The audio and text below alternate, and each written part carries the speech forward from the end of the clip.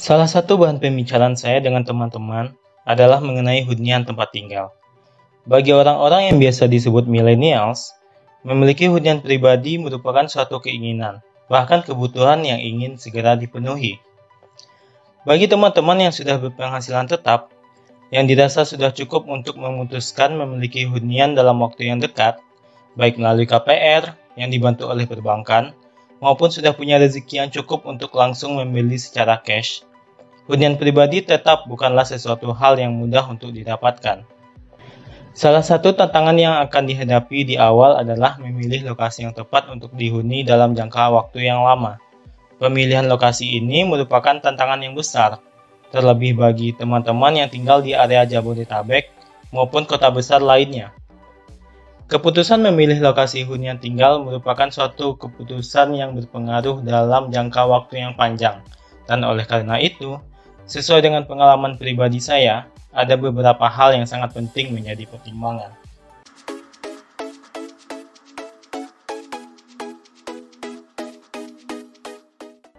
Yang pertama adalah kota. Sebelum menentukan lokasi spesifik, pastikan terlebih dahulu di kota mana teman-teman akan tinggal dalam jangka waktu yang lama. Hal ini akan menjadi sangat penting jika di dalam karir teman-teman masih ada kemungkinan besar untuk berkarir di kota lain. Ataupun bagi yang belum menikah, masih ada kemungkinan untuk tinggal di kota lain nantinya, jika sudah berkeluarga. Untuk teman-teman yang berkarir di kota seperti Jakarta, masih ada pilihan untuk tinggal di kota satelit terdekat, untuk menghindari harga tinggi di pusat kota. Daerah Tangerang, Bogor, Depok, dan Bekasi belakangan ini menjadi pilihan bagi para pekerja di Jakarta untuk bertempat tinggal. Pilihan kota ini juga harus menjadi kesepakatan bersama antara teman-teman dan keluarga. Yang kedua adalah akses ke lokasi kerja. Setelah yakin memilih akan menjadi warga kota mana, pertimbangan pemilihan lokasi akan sangat berkaitan dengan akses ke lokasi tempat teman-teman berkegiatan sehari-hari. Bagi teman-teman yang harus berangkat kerja ke kantor setiap harinya, akses lokasi terdekat harus menjadi pertimbangan. Lokasi terminal atau stasiun terdekat harus dipertimbangkan agar kegiatan utama sehari-hari untuk berangkat kerja jadi lebih mudah.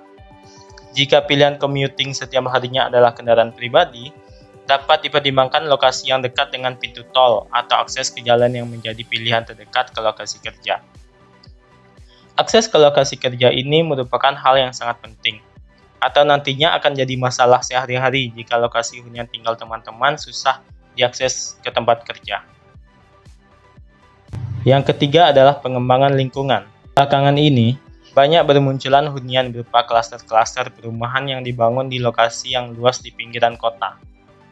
Klaster-klaster ini dibangun dengan konsep yang bagus, dengan melengkapi beberapa fasilitas di dalamnya. Pemilihan lokasi hunian tinggal di klaster-klaster seperti ini akan menjadi baik jika ada potensi pengembangan lebih baik di lingkungan sekitarnya, karena biasanya klaster seperti ini dibangun di pinggiran kota yang masih sepi. Kondisi yang masih sepi ini akan menjadi masalah jika keadaan seperti itu berlangsung bertahun-tahun ke depan.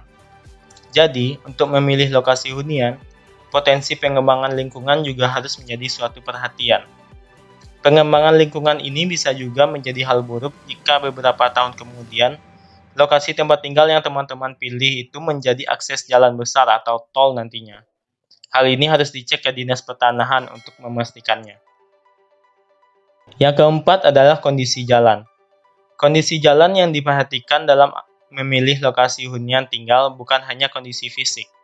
Kondisi fisik bisa dengan mudah kita lihat dengan mata. Mulus atau tidaknya jalan memang menjadi parameter penting. Akan tetapi, survei lokasi jalan di saat sibuk seperti jam berangkat kerja ataupun pulang kerja harus dilakukan. Jika jalanan tersebut macet akan menjadi masalah bertahun-tahun bagi teman-teman yang salah memilih lokasi hunian. Selain kemacetan, masalah lain adalah keamanan dan kejahatan di jalanan seperti begal dan lainnya. Jadi survei kondisi jalan baik di jam sibuk ataupun di jam sepi harus dan wajib untuk dilakukan.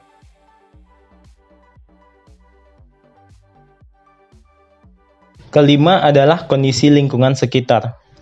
Suatu perumahan tapak yang dikembangkan oleh developer biasanya berada di tanah milik masyarakat setempat. Kondisi ini harus dipertimbangkan dengan baik.